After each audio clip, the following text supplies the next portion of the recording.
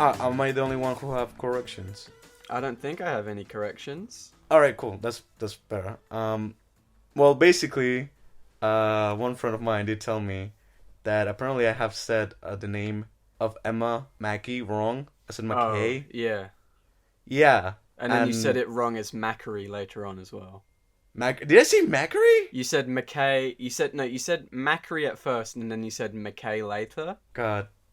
you never thought of correcting me? I'm just not that type of person. So, like, as long as I can understand what you're saying, it doesn't really bother me. Oh, well, you understood what I was saying because we know what we're talking about. My friend legit took a second to be like, who the hell is he talking about? Right. Right. And not only that, I also wanted to say, I think we should be more aware of, like, not a lot of people who are listening to us know every actor ever. So maybe next time if we mention anyone who's not as known as her, because I don't think she's that known. Film they were in.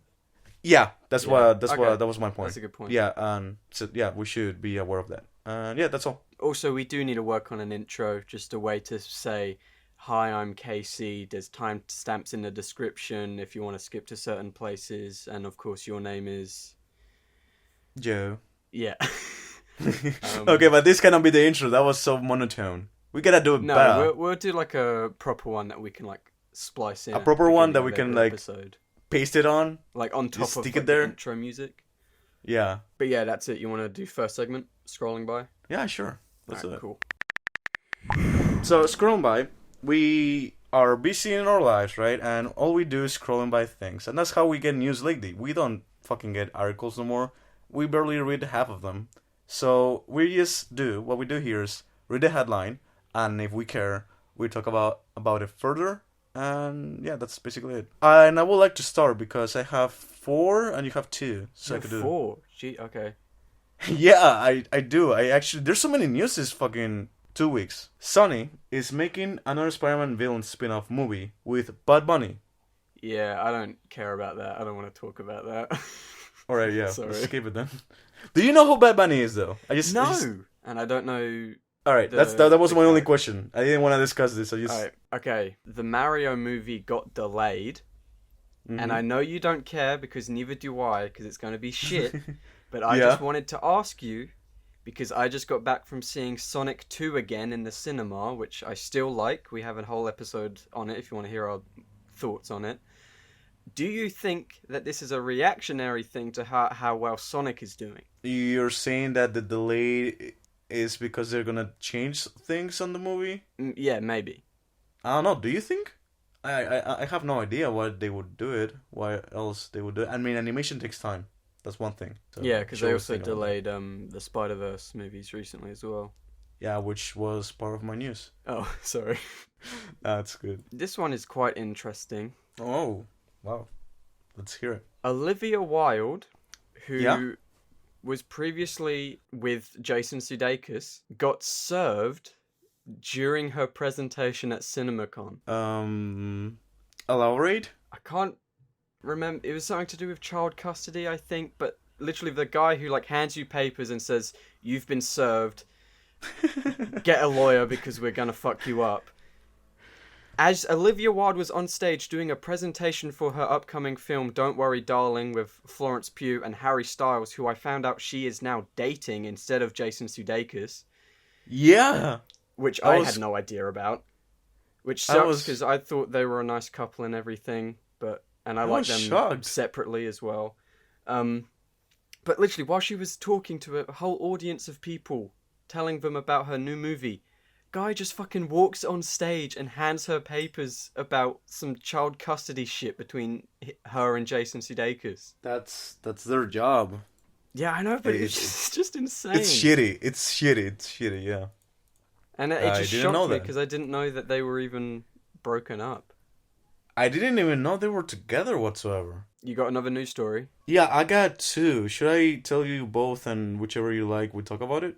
Okay, yeah. Alright, so really quick, also Spider-Man related, Jon Watts is no longer directing Fantastic Four. And Spider-Man related because he directed the Home trilogy with Tom Holland.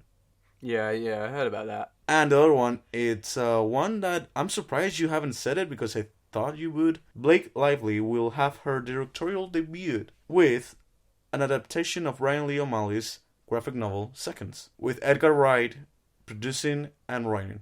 No, I didn't hear about that either. Any of them are interesting to you? Not really. Wow. Alright, so that was all your news. Yeah, that's it did say my 2 news and you were not interested whatsoever. I'm surprised you were not interested. Edgar Wright is fucking writing. I don't know. Like, Scott Pilgrim is his best, I feel, and that was also with Brian Lee O'Malley and another person called Josh, I think. Right. But when you think about it, Baby Driver is weak, and Last Night in Soho is also kind of weak. I think he's better at directing than writing. As a writer. Yeah. I was thinking the same. But all of his films written with Simon Pegg are amazing. I know. They should fucking collab again.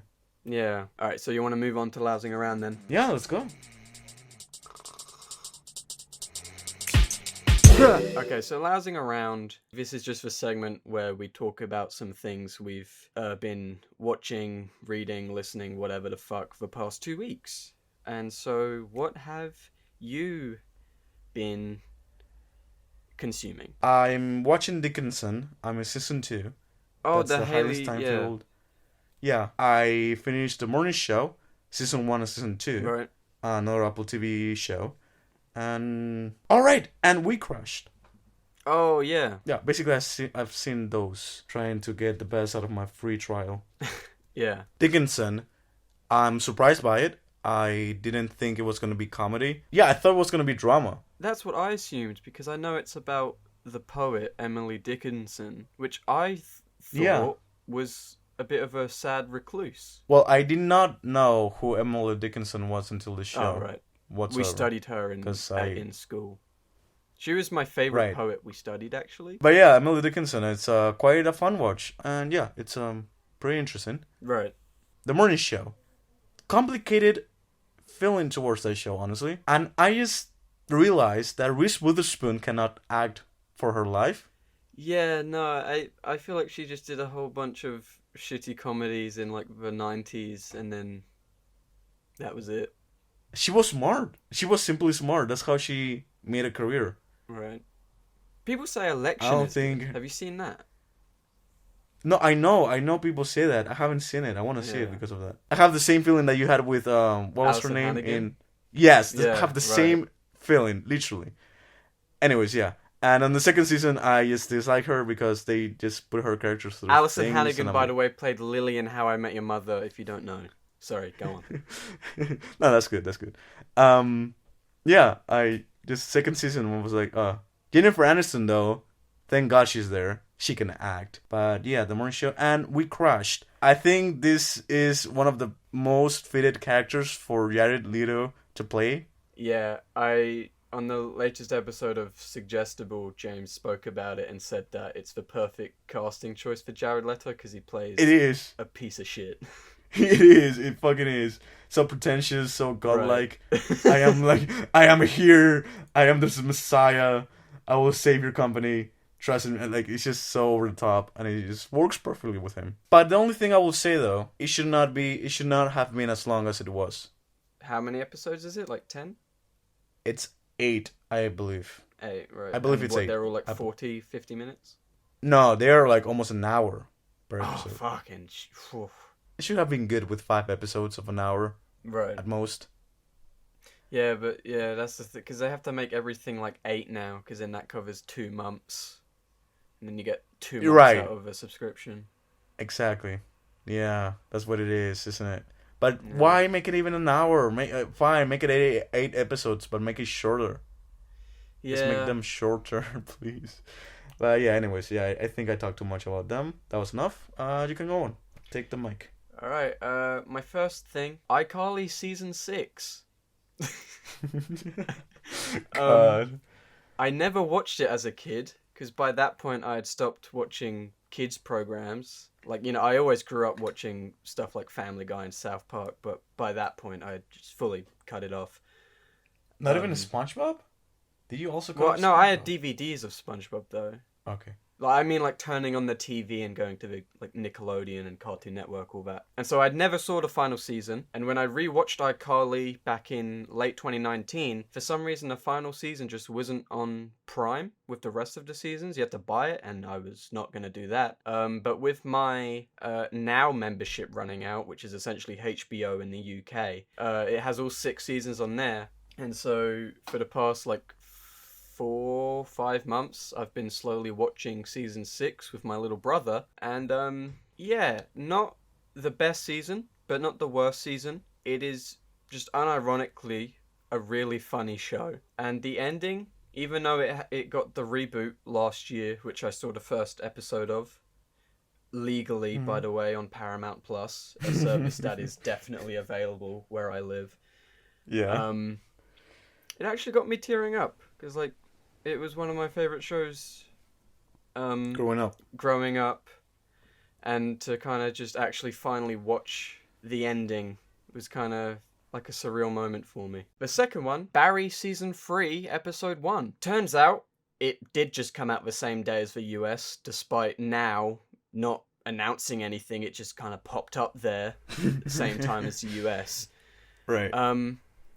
And I didn't want to watch it because my Now membership runs out on the 14th of May. And if I watch it and like it, I'm going to have to pay $9.99 a month, another 2 months to watch it. Although it does end on a cliffhanger, I'm perfectly fine to not watch the rest of the season week to week, and I'm perfectly happy to wait a few months until something else comes out that I want to watch to renew my membership. Like, it wasn't bad, and by the way, spoilers for the first 2 seasons of Barry, and I guess minor spoilers for the first episode of season 3.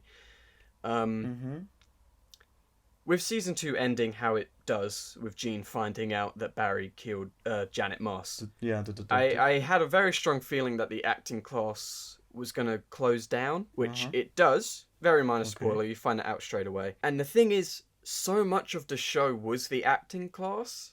I know. That I'm not sure how I feel about this dynamic, and I'm not sure where it's going to go next, and honestly, I'm not too interested to find out. I might watch it before you do. Yeah, possibly. Question though, if season 3 never came out, if they just canceled the show for whatever reasons, would you have been happy with the cliffhanger kind of ending of season 2? I don't know. Like, I feel like Barry is just kind of stuck in this endless loop. Same with Fuchs. It's more Sally that I see having an actual arc.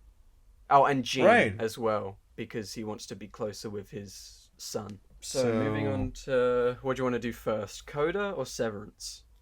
Which one do you want to get rid of first? I want to get rid of CODA because I fucking hated it. Alright then, let's go. Okay, I need to turn my light on because I have a page full of notes written on a notepad, which I can't read because I'm sitting in the dark. Alright.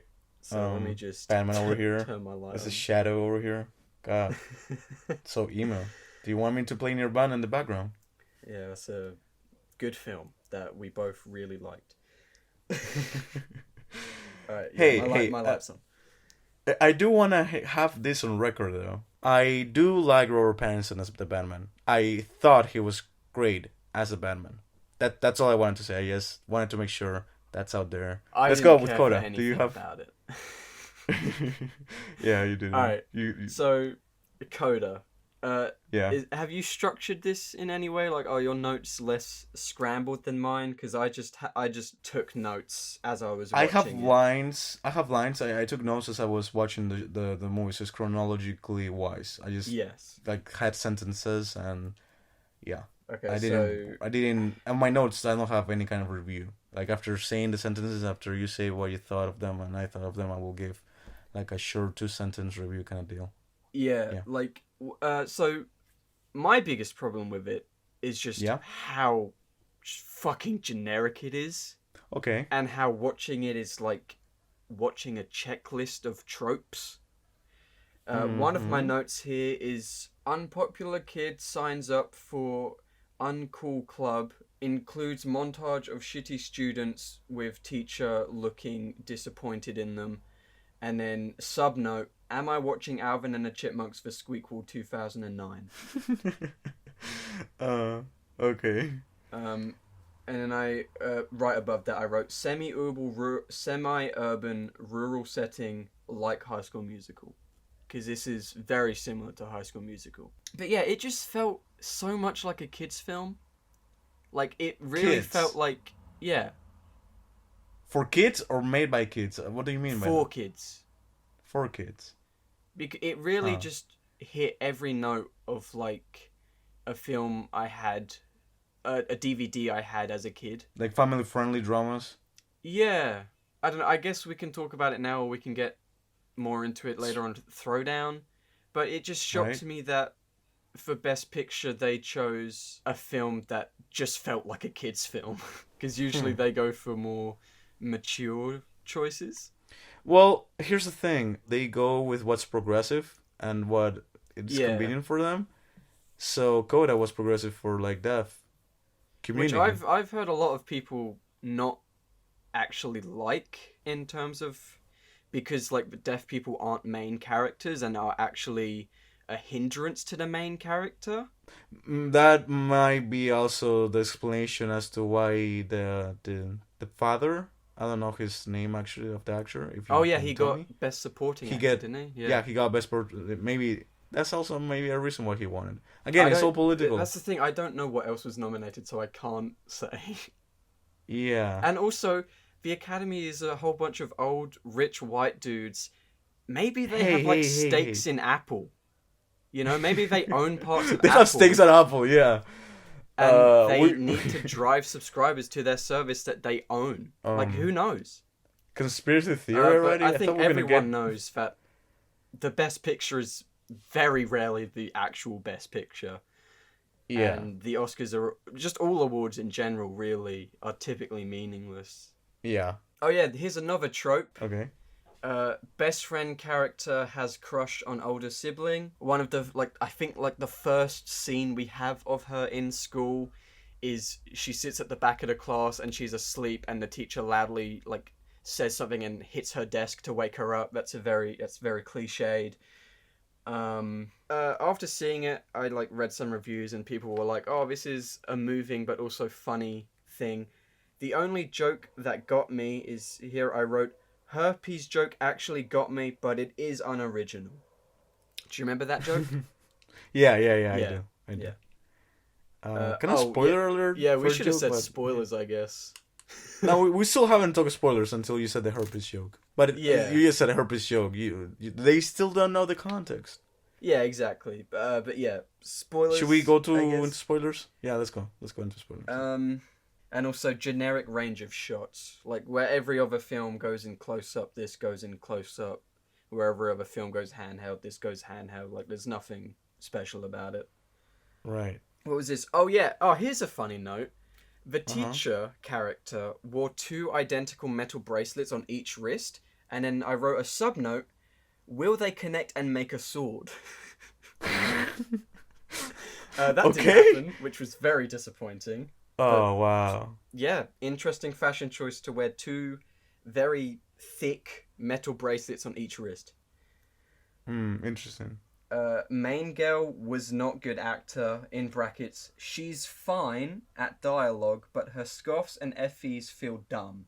Maybe just in contrast to expressive deaf family. Do you get what I mean by that? Yeah, I do. Because pretty much, the main character scoffs so much. Okay.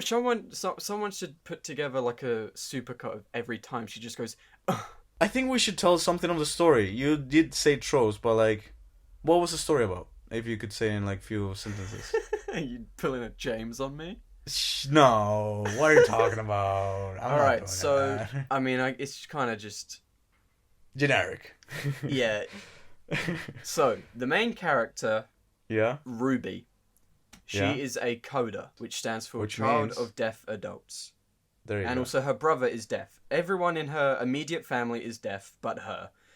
Yeah. They have a job working for some fishing thing. They sell their fish and they're getting ripped off, and it's integral that she shows up and interprets for them, yada yada yada.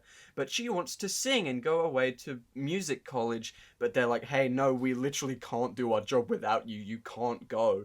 And that's the main conflict of the film. Oh yeah, very typical like underdog sort of story. Right, yeah. I was gonna say at first, I thought her desire, her want was a boy, because she chooses to have a choir, to enter a choir, because the dude said choir.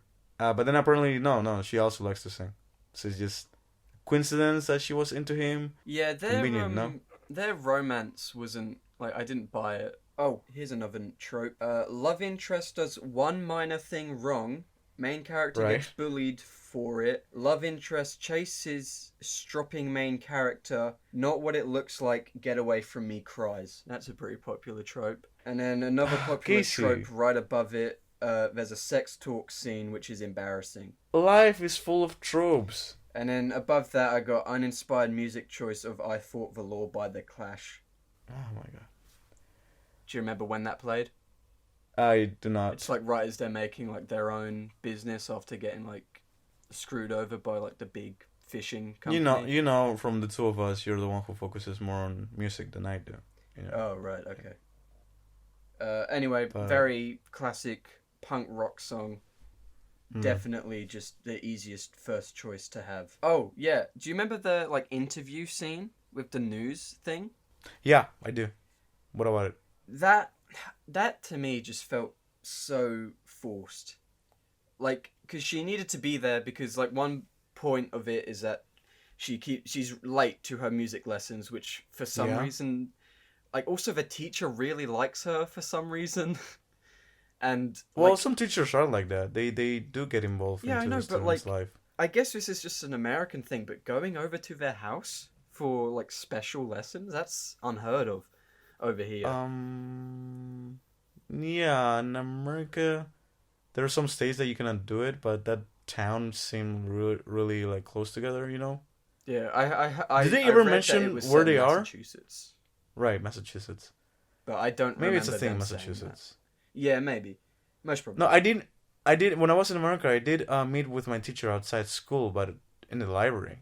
Never went to her house. What I was going to say is that she has to be there for like the news interview to interpret like what they're saying to the interviewer, and you know, to so forth.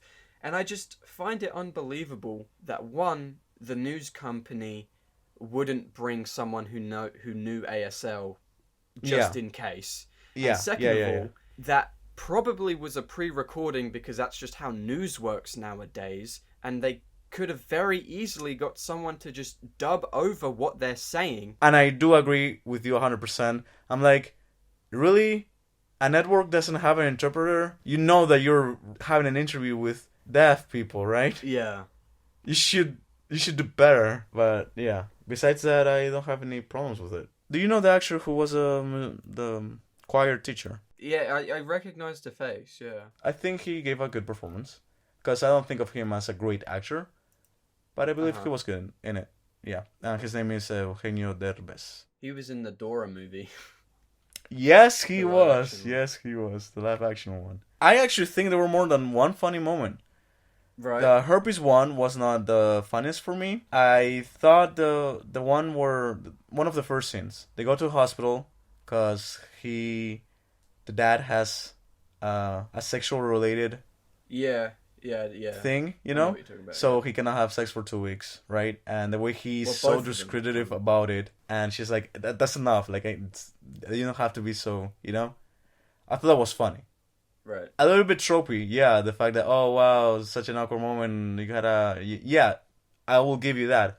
But I thought it was a character trait of the father that he was so, you know, descriptive about everything. I mean, I think you'd have to be when you're deaf, yeah. Yeah. And yeah, but I just thought that was a nice touch, right, on their part. Anything else that you thought was funny? Yeah, right after they were rehearsing for the first time, Ruby and the character, the love interest, whose name was, what was his name? Miles. All right. So Ruby and Miles were rehearsing, right? And they were doing good until they hear moaning from somewhere else. Obviously, that's not the funny part. What I thought was funny was later the irony of how he's having literally sex with the wife, being loud as hell. But then legit, he goes and says, "Make sure you put helmet to your shoulders, boy." I just thought that was funny, and my sister laughed at many moments of that. Right. Yeah, I'm talking about my sister and my mom. They both wanted to tell. They both loved it. It was funny and sad for them. Okay. But yeah, they both liked it. My mom cried. So did my sister on those When? hard moments of. Well, when it was hard, like we were supposed to feel bad for Ruby, because she had a dream but she couldn't. See, that's the thing with me, and Yeah. call me a woke piece of shit, A woke piece of shit. But- Got it. because the setting was, I don't know where Massachusetts is, but I got the impression with how everyone dresses and all the memes I see on Reddit. And so part of me was like, I don't want to connect to these people because they might be racist and transphobic and homophobic and all that. Well, everybody has to have a racist. That's a bad line. Tell me one country that's racism doesn't exist. You can't. I'm sure there's one of those countries that just has like 2 people. Right, there should One be. in 2 people is a racist. 1 in 2 people is a racist. Yeah. that's- Which one of us is it? Oh shit. Well. Oh goddamn! I need to go to the restroom. Another note I have here, full, like at the end she sings like the full song and it's like all shown, and that's like a very typical like award baity thing. Like I don't know why, but all the heads of these like award shows love full uncut music numbers for some reason. Like the show I'm watching right now, Mr. Corman has it as well. And like in an episode of Always Sunny, the gang tries desperately to win an award. They mock the fact that for some reason shows and films just throw in a random like music number, and they're always the one that gets awards. Right. You were asking me, when did they cry, right? Well, Yeah. I don't know when my mom cried because I only saw it with my sister. I told my mom about the movie that I knew right. she would like it because it was tropey, so she saw it on her own, and she even saw it a second time today with my sister, and she has planned sorry. she has By the planned way- to see it again. What? So I was just gonna say I saw it last night and you saw it 2 days ago. Is that right? Yes, I did. I saw it on Friday night, and we are recording this on Sunday night. So yes, Right, 2 days okay. ago. Cool. But anyways, the thing is, there are 2 scenes that I believe she could have cried on. There's this one scene, right? In the whole movie, she's rehearsing with a choir group for a winter formal showing, right? Okay. Recital? A winter recital? Yeah, I think it's a winter recital. Something like that. Yeah, something like that. They finally perform. Obviously, she invites her family, but they cannot hear. Yeah. And the POV is that we hear it, all of it, but then it cuts to them, and then silence. Yeah. I thought that was powerful. I thought that was a good editing choice. It wasn't as well done as they did it in the first A Quiet Place movie with the girl who is also deaf. Remember I reading thought they were better at it. after Quiet Place Part 2 came out, and some doctor, some expert on the subject said that is the most accurate like of what deaf people like hear. Whereas with this it was just fully muted. Yeah, that's what I'm saying. Even though it was not as good as A Quiet Place, I still believe it did do what it wanted to do, which was prove a point. Like, give you what it is that they are experiencing. Well, No, I was just gonna say, it's just we're blessed to hear. You know, it's a blessing. We have all of our senses, you know, vision and all of it, and yeah, they can only see. Afterwards, and smell, because the smell. fart joke near the beginning. yeah, there's that fart joke. But I think the one that's more powerful than that is when he realizes, yeah, in that scene itself, actually, the way that he can experience it, or, well, not he only, when I say he, I mean the father. Yeah. Because I thought they were focusing more on him than anyone else, but the way they experience it is by looking around and looking how other people react. Yeah. And the way they react, it tells how good she actually is. Yeah. That makes him aware that she's good. Yeah. He's the one who actually cares more about her as a person than her as a person within the family. Mm-hmm. Right? Because the mom is like, no, you should be here, but the father is like, individually, I want the best for you. Right. So that's when we move on to the scene. They come after a recital. They come home. They stay outside. He's like, I want to breathe. She stays with him. Are you okay? Blah, blah, blah. Right? Dialogue. And he asks her to sing for him. And he tries to listen through just the vibrations of her chords. Mm-hmm. Her vocal cords. And I thought that was a beautiful moment. And most likely that's where my mom and my sister, I did see her cry. Yeah. Right. I thought that was a beautiful moment. And that's when, yes, go to the audition because you need to do it. Yeah, that's it. That's all I wanted to say. Right. Well, I was waiting for that scene to happen where we have it from the perspective of the parents. Right. I did. One of my notes here is song mirrors her real life situation. Wow. And that's a sarcastic wow. The song mirrors her real life situation. Yeah, the song she sings to her dad. Yeah, it does. I did write one note that says also convenient. Like, it's convenient that the main character and the love interest of the main character somehow got together in a duet because the teacher just decided to. Oh, yeah, right. Yeah, that was convenient. But besides that, I thought it was a good movie. It personally didn't make me cry, but it did move me from a moment. I'm like, yeah, hardships, family, this is nice, cool. And I don't know, it was nice to see another part of the world. I don't know too much about the fishing world and or deaf people. So I'm like, alright, this is how it is for them. Cool. Will I watch it again? Yes, if I could, but I can't because my subscription is going to be over in 3 days. So, nope. I might get it again when Severance Season 2 comes out, perhaps. Yeah, so far that's the only thing I think I'm going to renew my Apple TV for. Oh my god, I'm so happy to hear that. Should we just segue into Severance then? Yeah. Or do you want to give your last thought on CODA? I hated it. I hate that that was my one movie for the month. Wow. Made me want to die. That's really discriminative of your part to deaf people. Okay. Okay. You don't give a fuck. Alright, cool. Yeah, I heard that the original film it was based on was very discriminatory to deaf people.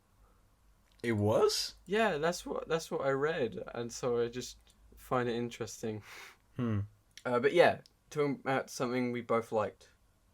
All right, cool. Yeah, let's go on. I thought you didn't like it because you were not excited about talking about it.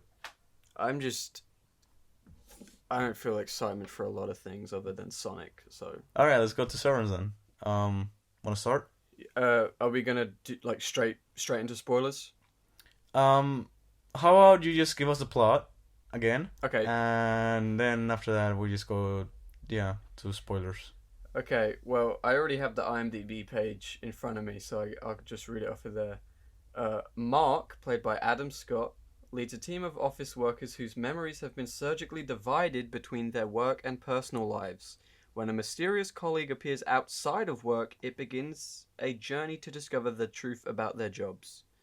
That's interesting. It doesn't even include Helly, which I feel is a very important character. Yeah. Anyways, go on. I mean, that's it. There's it's called Severance because it's like severance package when you quit, and also they are splitting your brain in half. Well, not actually. Yes. They put like a chip in there. Yeah. Great. And it's really good. It's the best thing on Apple TV, and I shouldn't have watched it straight away because now everything else sucks. Is that not compare? Yeah. Yeah. It's really Black Mirror, isn't it? I mean, the concept of the show. Yeah, and like the concept's good because like we haven't seen it before, and like it's actually like it requires like a bit of like suspension of disbelief because yes, it does. We have discussed like the this before. Characters know certain TV tropes, and they have an understanding of like some parts of the outside world. They know sex. Why would they know sex? Yeah, exactly. So it's like, okay, but they just need to know things like that because otherwise it's not as Yeah, entertaining to watch exactly. because they're less identifiable and shit. Well, we have our protagonist, right? Which is Mark, played by Adam Scott, as you said earlier, who you can know from Step Brothers Yep. and Parks and Rec. Yep. All right, let's talk about the first episode. Let's actually talk about it because I think it's a great introduction, don't you? Yeah, I'd say most probably the worst episode though. Although Because it is a little bit slow. Yeah. yeah, and I think it is slow intentionally, Yes, but it is is still slow. and not Yeah. all entertaining. But the first Yeah, five but yeah, minutes it's good. captivates you. It makes you want to stay there. What happens in the first 5 minutes? We'll see from the God point of view, right? A table and a woman on top of the table. Oh yeah. Fainted. Okay. Yeah, I remember now. And by the way, we are already in spoilers. I think we did say it, right? I think I said it. Yeah. I believe those 5 first minutes, they are like, okay, all right, what's going on? So you stay for it, you know. Mm. Then I think we got a really interesting point of view camera kind of trick when she tries to get out of it, right? And she pushes the door. You know what I'm talking about on the hallway? Yeah, when it opens and it's the same room. You're talking about that? Yeah, I'm talking about that. I saw it recently again, and I think it was pretty well done, camera wise. It could have been less interesting or less creative. All right, let's go with Mark. I thought Adam Scott was great acting as two different people, because even though it's the same person, they have different consciousness, different memories, therefore making them different as people, right? And when he's outside the world, he has a different tone of voice when compared to when he's inside. Mm-hmm. Even Peter mentions that in the first episode, I believe it is. No, wait, actually, I think it's in the second one. He's like, your voice is shitty outside, or something like that. He comments like that, right? Yeah. So great acting and from then him. As it goes on, his innie becomes more like his outie. Well, I don't know. I think his innie is still more like a kid. He's still curious about the world, and a part I thought was really funny is. Alright, here's the thing. That's why I wanted to have such kind of a recap, because now I was gonna mention the fact that he has a brother-in-law, right? Because he has a sister. That brother-in-law is a writer. Mm-hmm. His name is Rickens. You said Ricken, right? Yeah. Ricken. And he has this hilariously book. It was hilarious because we could hear voiceovers of the actor reading lines of the book while we saw the more than one character reading the book. And because they don't know a lot, they have not consumed anything, that book is like the best thing they could ever get in their hands, right? Yeah, they've read the handbook, which from what I gather is essentially the Bible. Yes. Yes. Ricken's book is all about essentially mirroring the point of the show, which is like anti-capitalist, self-care, shit like that. Individuality, yeah. What do you want? Like, I really like the show overall, but like, I think that's probably my biggest criticism is that no one, like, Mr. Milchick isn't like, where the fuck did that book go? And like, they don't even ask, hey, do you have this book?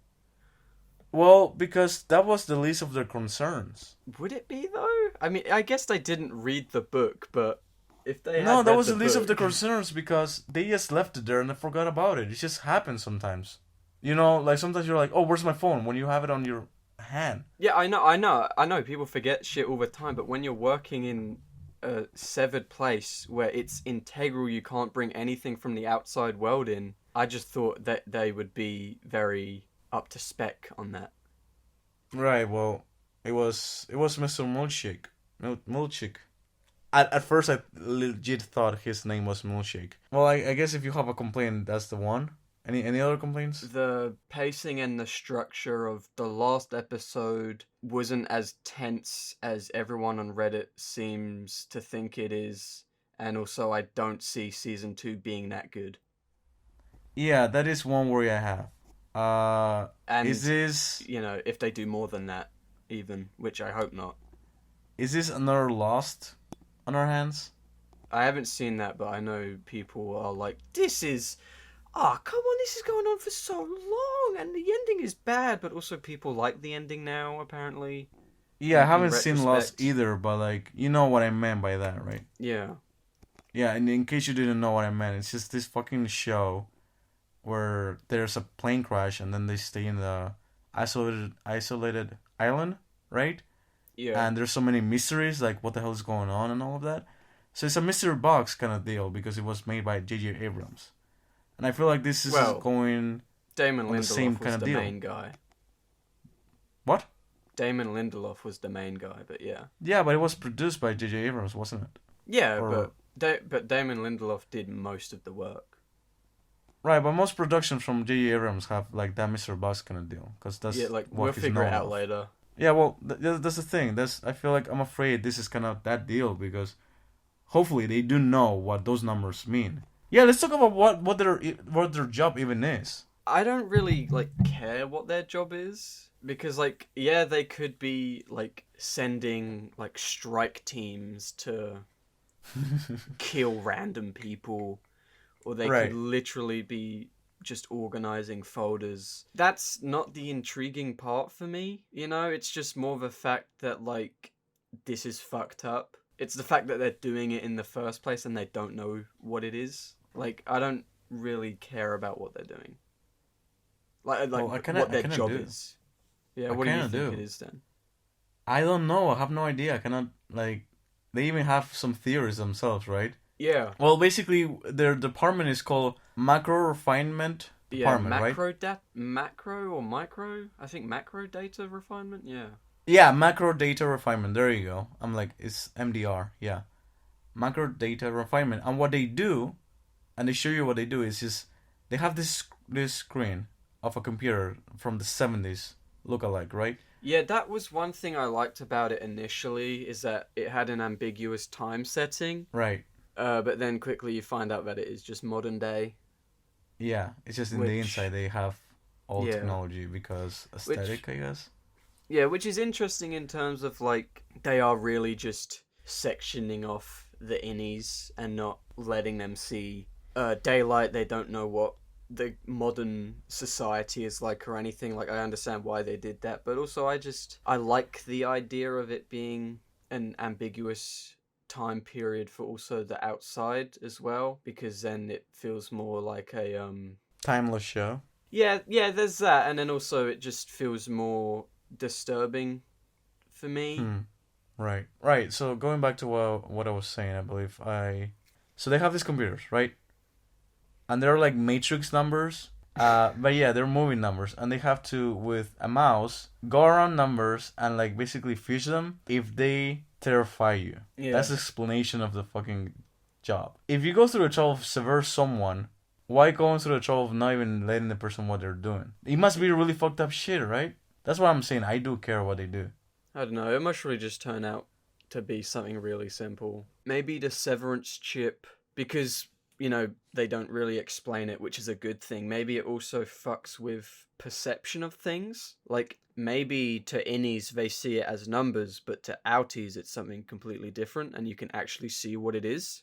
And because you still keep some parts of your brain, because like PT at one point says you may feel like shit as an outie, but if you go in feeling like shit as an outie, your innie will also feel like shit, because that's just how the brain works. And so maybe the brain, although they're perceiving it as something else, part of the brain still identifies it as, I don't know, a terrorist or something, and identifies that and links that to a bad emotion, and that's right. The innie can then delete it. I don't know. No, I think you're onto something. I know this show, it's quite broad. We could talk about it. Yeah. But it seems like you're not too enthusiastic about it either, which is fine. It is late. And you only like Sonic. No, it's more just that... No, I really liked it in the moment. But honestly, like, after the fact, I found it quite forgettable. And also, I just didn't really like the final episode that much. Yeah, it's a cliffhanger ending. The season doesn't stand alone by itself. That is. Yeah, and also like I just didn't think the structure of it was that good. Like, it kept cutting between Helly and Mark, and then Irving, it would cut back to him, but he was literally doing nothing interesting at all. He was just driving to Bert. Yeah, there's which something part of me there. was like, oh, that's cute, because like part of me, like when they first meet, I'm like, oh, are they gay? And I was so happy that they're gay because it's two long-time male actors, and typically with them, they don't want to like ruin their masculinity, like how they're perceived and shit. Yeah, because they're old. Which, by the way, we haven't said. Bert is this other person in another apartment on the show. Played by job, Christopher obviously. Walken. And played by Christopher Walken. Incredibly famous. If you don't know him, his most known. How young are you? No, his most known role is the one with Adam Sandler in Click. No fucking way. Dude, it is. It's just Click? people will know. Yeah, Click. Have people actually seen that film? Like, I've that seen actually it. A popular film? No, people have loved Adam Sandler. People do love Adam Sandler. Right. Well, no, it's just. So it's a film that I always hear in passing as a joke. Yeah, exactly. Which means they are aware about it and they know. Yeah, aware but haven't seen. But yeah, anyway, he's super famous. I'm sure you know him. I did like when Bert was leaving and Bert was like just so confused and Irving was just so heartbroken. Like, because it's such an interesting process to just all of a sudden you're quitting and you have no idea and it's just kind of sprung on you. God, they punish the innies. If they go out of line, the punishment is to... It's kind of like Orange Clockwork kind of deal, you know? Yeah, I don't know how I feel about that. Not like ethically, like on a moral level, but the fact that it's called the break room and like because it's supposed to break you. Yeah, like that's just so stupid and unsubtle. Like, just felt kind of stupid to me. Yeah, let's go through performances. I'm not saying that we should end the conversation in general because I think there's more interesting things to talk about. But if you'd rather not, let's go through performances. Who do you think gave the best performance? I don't know. My favorite character is Devon, the sister, but I don't think she gave the best performance because there's just less range. Can you elaborate on that? Why is she your favorite character? She was just nice. She was just a nice person. She immediately believed any Mark. She seemed like a pretty down-to-earth person. But yeah, no, I think Zach Cherry is interesting to watch because we never see him outside, and the moment he finds out he has a kid, his entire demeanor changes. Oh, Dylan! I'm like, who the hell is Zach Cherry? Right. Yeah, Dylan, sorry. He was in Succession. And he was also in Spider-Man Homecoming. Oh yeah, and Shang-Chi as the same character. Yes. As the flip exactly. Guy. Yeah. He's going to places, I guess. No, he gave a good performance. He did have a character. I think all of them had a well-constructed character. They all have a personality, and that's nice. I didn't really care for Dylan until he had a kid. Yeah, a bit before then, but yeah, first few episodes I didn't give a shit about him. No, yeah, me neither. I'm not saying that from moment one, but they did have characterization. Well, I would hope that characters in a piece of media have character, yeah. Pretty low bar for you to be entertained. Shut up. You know there's many medias that don't have characters. I really like Mr. Moshik. I liked him. I liked him a lot. His performance was there to be menacing, but at the same time comforting. I think his performance was most probably the best. Right? Because he's so... I mean, you know, obviously Ben Stiller, who directed a lot of episodes, is most probably a reason for this as well. But I feel like that could have been such an over-the-top character, but he played it really nicely and subtly. Like, he could have been over-the-top evil and then over-the-top nice, but he found a nice middle ground where he's threatening in both. I know! That's what I'm saying. I think he's one of my favorites. This is the one I couldn't stop thinking. I'm like, damn. Yeah. Yeah, no, Yeah. I saw a nice thing on Reddit where someone like Instagram DM'd him saying, "Hey man, you're doing a really great job. I've never seen you in anything before, and I hope this like blows you up into stardom." And he replied saying, "Wow, that really means a lot to me. Thank you." So that was nice to No, see. no, that is nice. I believe, yeah, if he can do this, I cannot wait to see what else he can do. Yeah, Because it was subtle. I just loved the levels, the layers behind it. yeah. He's supposed And to be there like a guard, but at the same time like your guidance. I don't know. I thought it was because like you masterfully could done. see his emotions like kind of simmer. It's like watching something on the hob of an oven progressively get cooked. Like Yeah. you could just see how angry he would get, but he did his best to control it.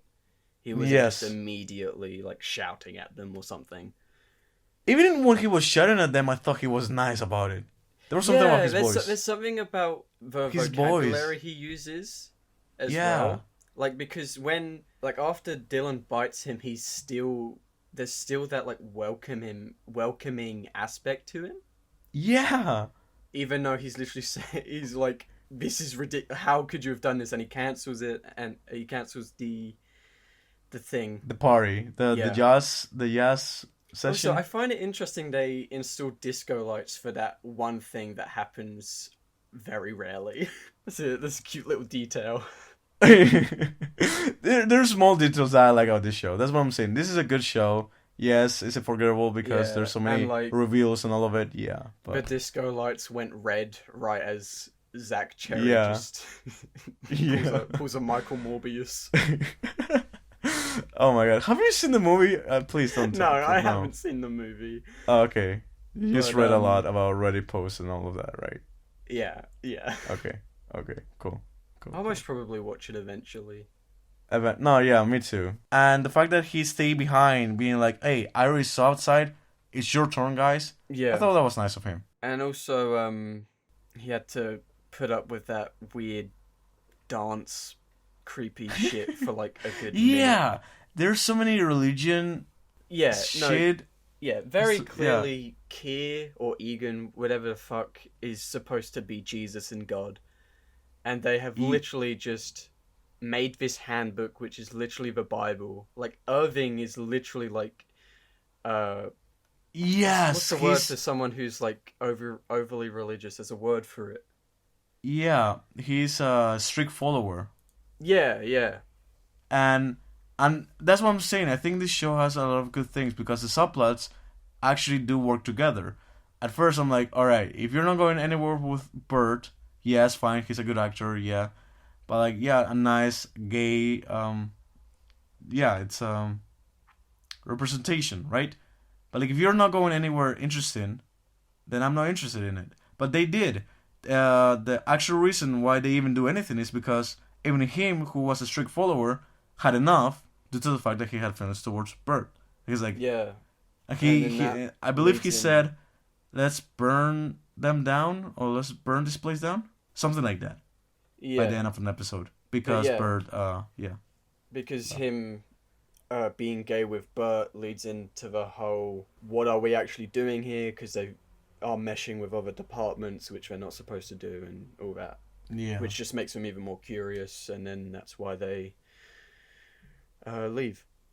Yeah. But yeah, no, Helly is really good. I really like her. All right, yeah, let's go for Haley. Once I was going again, to talk I more think about just Earth, because but she's a woman, and I'm a feminist.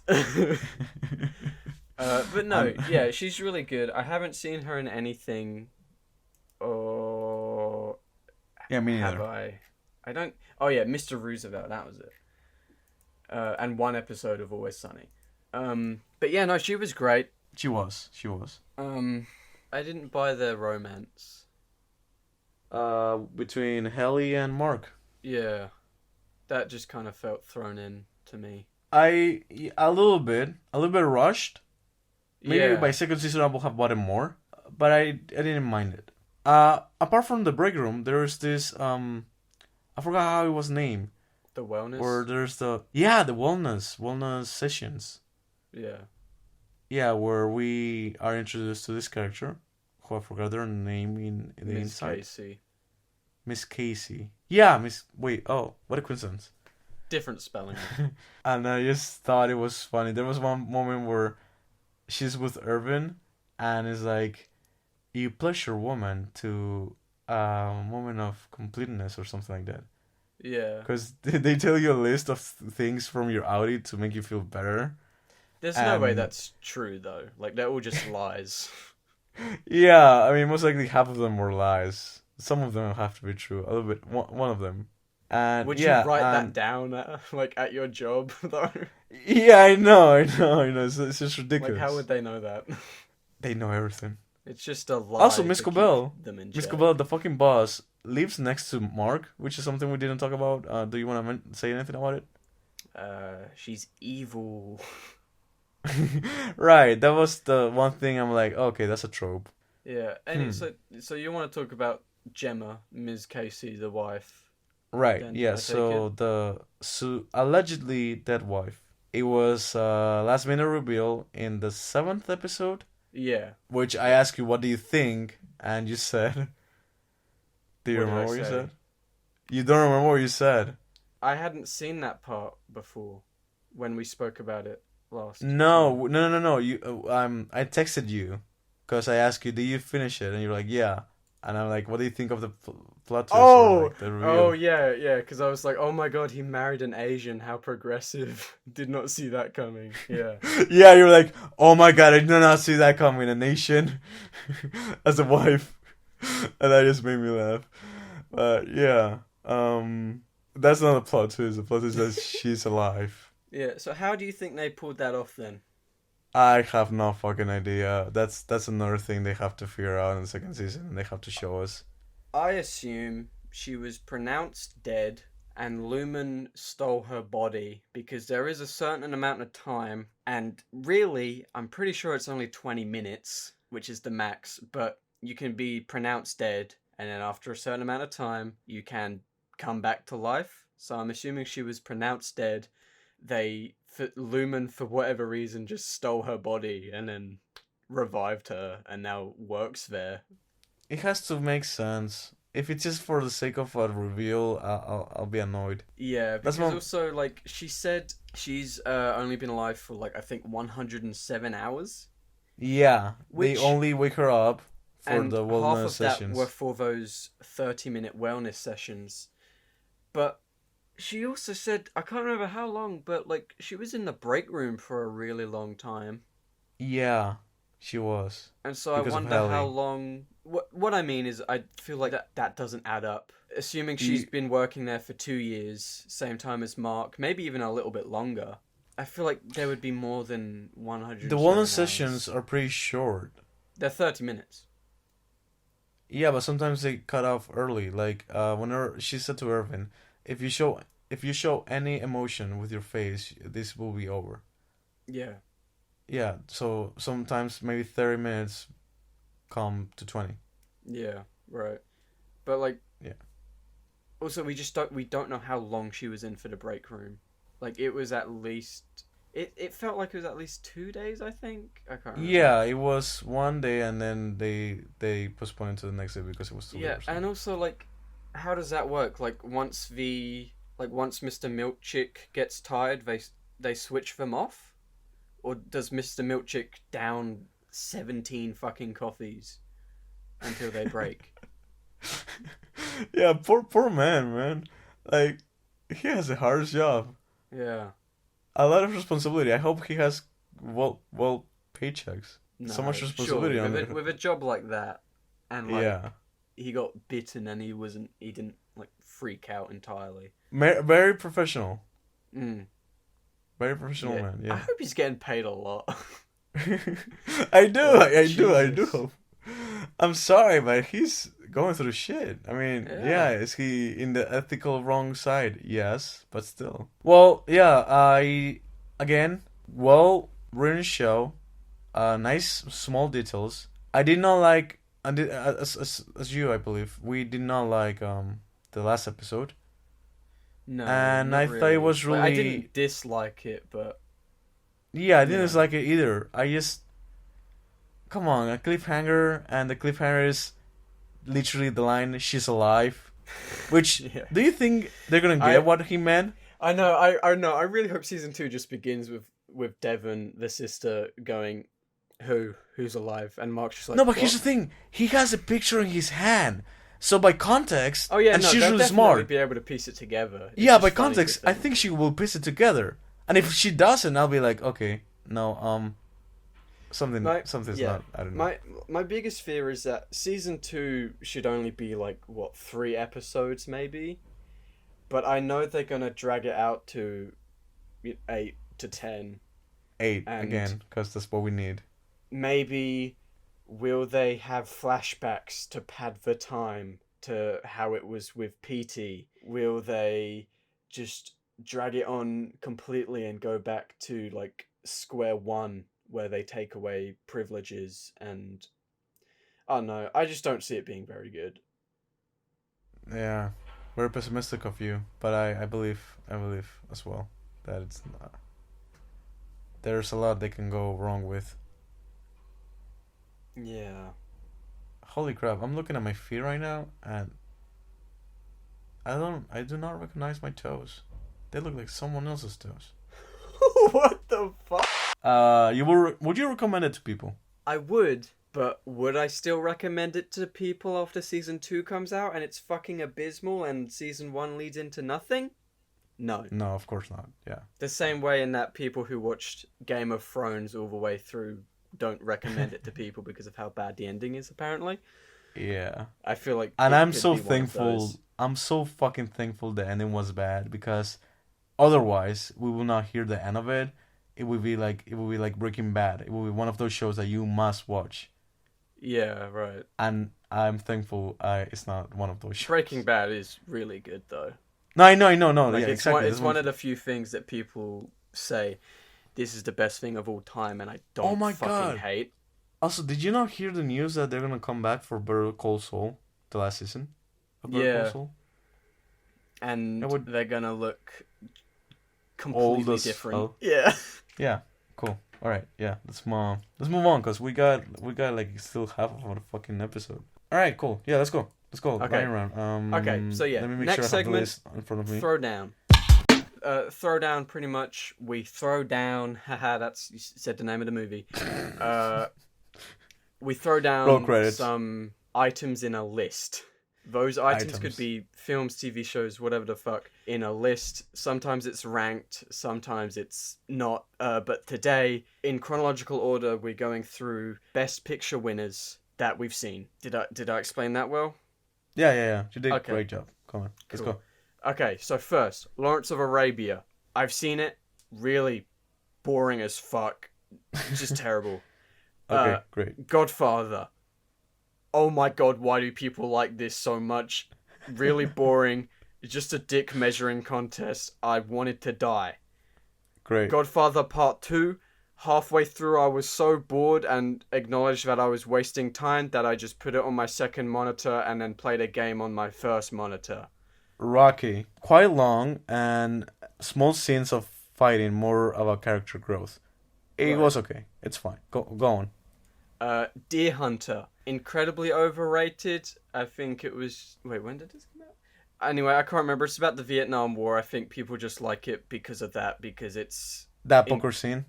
Yeah, people always that roulette talk scene? about the Russian roulette scene. But yeah, the Russian roulette. I don't give a shit because the film does such a poor job at making me care about any of the characters, and it's like, oh, before war he kills the deer and then he comes back from war and then he doesn't kill the deer. Wow, such intelligent, so growth. Perceptive. Next one. Amadeus. Long ass movie. It could have been shorter, but I actually quite like it. The laugh on that protagonist, though, it's memorable. Okay. Next one, Silence of the Lambs. We've both seen this. Yes. I last saw it 3 years ago, but I really liked it.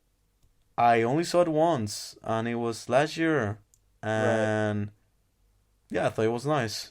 Yeah, I do have a feeling I most probably won't like it on a rewatch because I can't remember anything interesting about it on a technical level. It's purely performance driven, and even then it's a very simple way to get people to like a performance. Just act crazy. Like, okay, Right, yeah, you're well talking done. about Anthony Hopkins? Yeah, Right. it's a very easy thing to do. And also it has a very good song, Goodbye Horses by Q Lazarus. Really like that song. Next. Yeah, next one. Forrest Gump. Yeah. Wait, so do you like this film? Yeah, I simply liked it. I thought I thought it was nice, fun, yeah, and great CGI for those historic moments, in my opinion. For the time it was made, well done. I didn't care for it. Next one. Titanic. Oh, I don't know why I made that blue. I haven't seen it. Sorry. Oh, all right then. Yeah, cool. Wait, what? You haven't not seen Titanic? Well, okay. No, it's 3 hours long, and I know how it ends. Okay, yeah, true. It's a long movie. Well, actually, it was the number one domestic box office until fucking Endgame came along. No, Avatar was number one, and Right. technically it is now. And then it was Titanic, and then Endgame, and then Endgame overtook it, and then it overtook Avatar, but now Avatar's back on top. Really? How? Yeah, because like China re-released it about a year ago, and now it's back Oh on my top. god. Really? Yeah. Wow. Interesting. I didn't know And that. also they're gonna re-release it again before Before Way of the the Water sequel. comes out. Yeah. Yeah. Okay, great. Next one. American Beauty. I am surprising. It's surprising that one. I think it's well done, actually. Filmmaking wise, When there's. did you see this? Before or after Kevin Spacey allegations came out? I think it was after. Okay. Yeah, well that's automatically gonna enhance the experience. Well filmed. I think it's a great movie, but I don't think it was Oscar worthy whatsoever. And the ending, I was not expecting that. Next one as well. I've only seen it. $1 Million Baby. Yeah, it's good. Right. Anyways, next.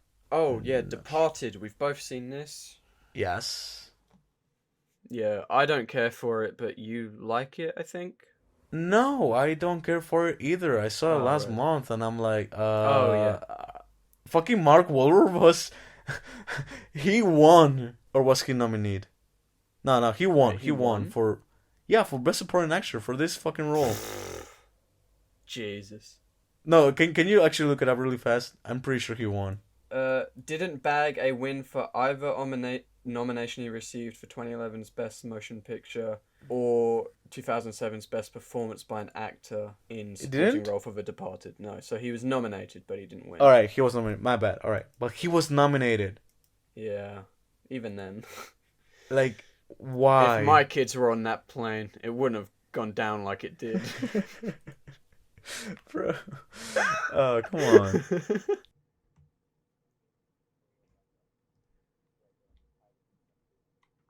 Dude, I can't remember. I found it so boring and just. Do you want to go to the next one? Yeah, let's go. All right, No Country for Old Men. Did you like it? No. I liked it enough. Will I see it again? And I think it's a little bit slow and long. It's the Coen Brothers, by the way, isn't it? Yeah, and it Yeah. doesn't really feel like much of a Coen Brothers. Yeah, but there's some intense moments, like the flip a coin scene. Well, that happens twice, but yeah. Yeah, I mean that was well written. Anyways, next. Birdman. Bird Boy, or the unexpected virtue of ignorance, I think, is the subtitle. Yeah. Really, really good. I haven't seen it in yeah. a while. Yeah. But yeah, it's good. It's a one-shot movie. Yeah, and it's like really obvious where the cuts are. But yeah. it makes sense to be a one shot because it's about a theater production, and it's like, oh, it's like a one shot because that's what a stage play is. Oh my god! But no, it actually is well done. Emma Stone's really good. Michael Keaton is Batman, but not really. And question mark? Also, Yeah, spoiler it's alert? open up to interpret. Oh yeah. Yeah, it's open interpretation. Oops. So, but spoiler alert. Next one. Yeah, there you go. And okay. Spotlight. Mm-hmm. One of the biggest pieces of Oscar bait I've ever seen. The Academy only vote like it's just so fucking boring and generic. The Academy only voted for it to prove they're not pedophiles because the whole film is about shutting down the you get it. Yeah. Next one, the very next year, clearly they were liking Light. Moonlight won. Don't you mean La La Land? Oh, good joke. Yeah. Sorry, no, guys, Moonlight, you won. Yeah, great moment in television. Moonlight deserved it way more than La La Land. I saw it when I still felt emotion, so it actually made me cry. Really solid film, well shot. Yeah. Next one. We've both seen this. Yeah, Parasite. Yeah, really, really good. Very rare that the actual Best Picture gets Best Picture. Yeah. I know you don't like it as much though. No, I don't like the ending. That's the only thing I have. Like, I don't agree with the decision of the character.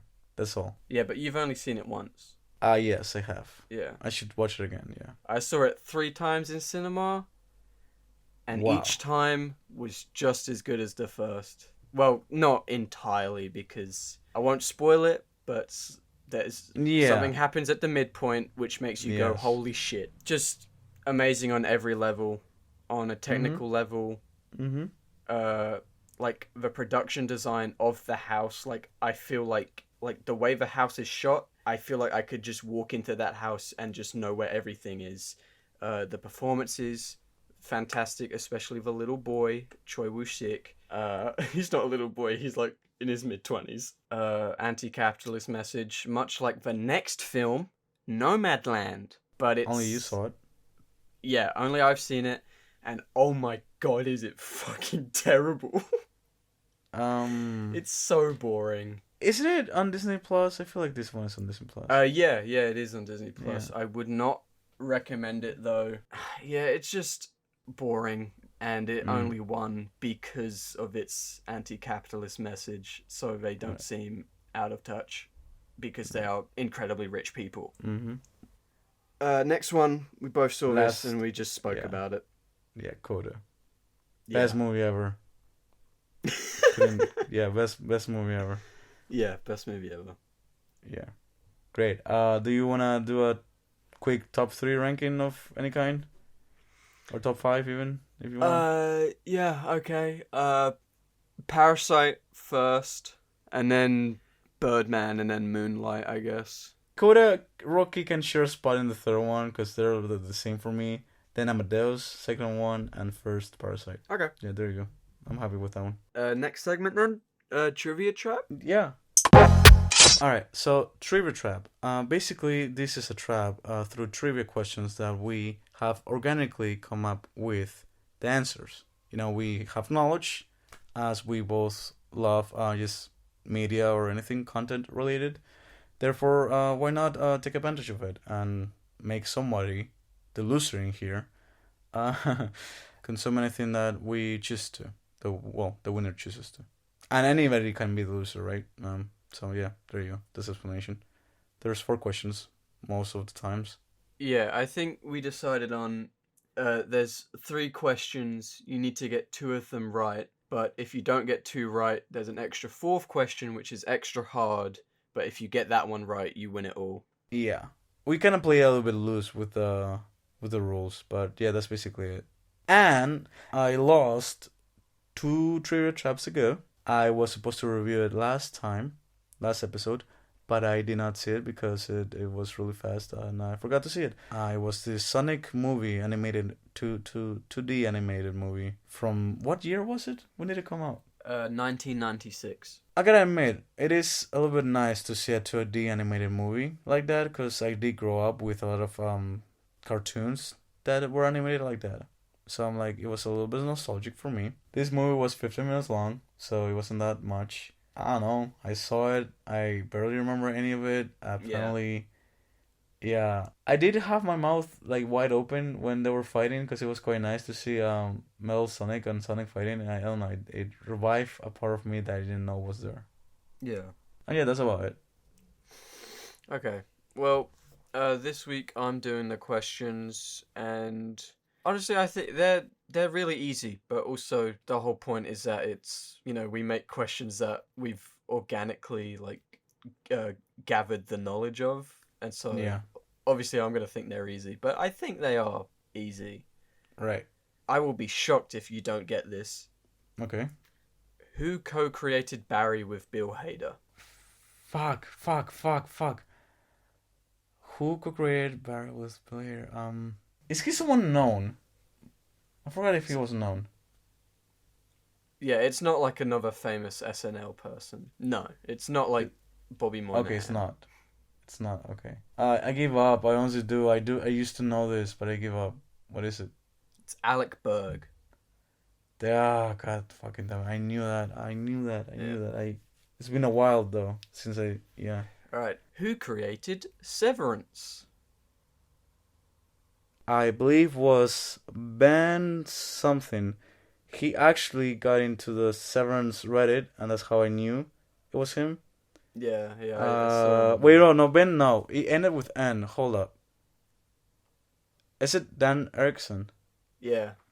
There you go. Okay, now this one is really easy, but I don't know if you would know about it because I don't know if that was. Okay. I think everyone will get this, but you. Okay. Which famous Nickelodeon TV producer, creator, writer, all that shit, was a pedo? That we know of, at least, and was a massive thing. Alright. Oh shit. Wasn't it the creator Hold of on. SpongeBob? I'm gonna list them. Okay. Dan okay, Schneider, okay. Drake Bell, Jamie Lynn Spears. Drake Bell. No, it's Dan Schneider. Wasn't Drake Bell also a pedo? Yeah, but he wasn't a producer, creator, writer. He was a star. He never produced, even after 3 seasons or whatever? He was like the age that he was in the show. Oh, okay, never mind then. I'm sure he most probably produced like the fucking Fairy Odd Parents live action. Oh yeah, movie. he did that movie. But I doubt. Right. But yeah, Dan Schneider had a foot fetish, and if you watch iCarly, there's a lot of just weird gags with feet. Yeah. And it's weird. So you only got one right. So 4th question. Yeah. It's easy for me, but that's because I like these two and I like their films. But it's hard because it's a list. And you have to list each one to get it right. Oh, fuck. Which films have Greta Gerwig and Noah Baumbach written together? Together. Yeah. It's a trick question. They haven't written anything together. What? It's a trick question. They have not written anything together. Okay, well, it's not. Yeah, that was my exit. That was me saying I don't know, because I honestly don't know. I know separately movies that they have directed or written, but together, I honestly don't know. Was Lady Bird one of them? Wait, no. Wait. Yeah. Gerwig didn't... That was just Greta by herself. Okay. Marriage Story was him by himself, right? As well? Yeah, entirely. Yeah. Noah Baumbach, yeah. Yeah, exactly. So that's I know them, but together, what have they done together? Well, their most popular one they did together is Frances Ha, which everyone loves. I thought it was really good, but didn't live up to the hype. And then Mistress America, which I love, just a really good vibe of a film. And then the upcoming Barbie. Right. So three, and one that's not even released yet. Yeah, but they've written it because they're filming right now. You think they're writing it on the spot? Oh, well, yeah, right. Fine. Yeah, that's within. Okay, sure. So, are you basically confirming that you lied last episode? About? Because I said they're a great writing duo, and you said yes, they are. Well, if I said that, I meant like they are great writers. Now, I don't know how good they are together. Right. So I was agreeing on the fact that they were great writers. You were specifically talking about duo, so yeah. Maybe I should not have said that. I should have been more specific. Wow, I cannot believe this. Oh, okay, well that's it. Anyway, check out Greta Gerwig and Noah Baumbach's filmography. They're two filmmakers I actually care about. Are you okay? Are you legitimately like sleeping and talking at the same time? I don't know. I think maybe you're not supposed to do that. Right. Well, yeah, that was all. That's it. I'm Joe. And I'm gay. See. Oh my god. Yeah, you can find me in Letterboxd, Polypizza, and you can find my Kacey friend. Yeah, I'm Dash KC on YouTube, Letterboxd, and Backlogged. Backlogged, if you don't know, is Letterboxd, and Letterboxd is basically IMDb for video games.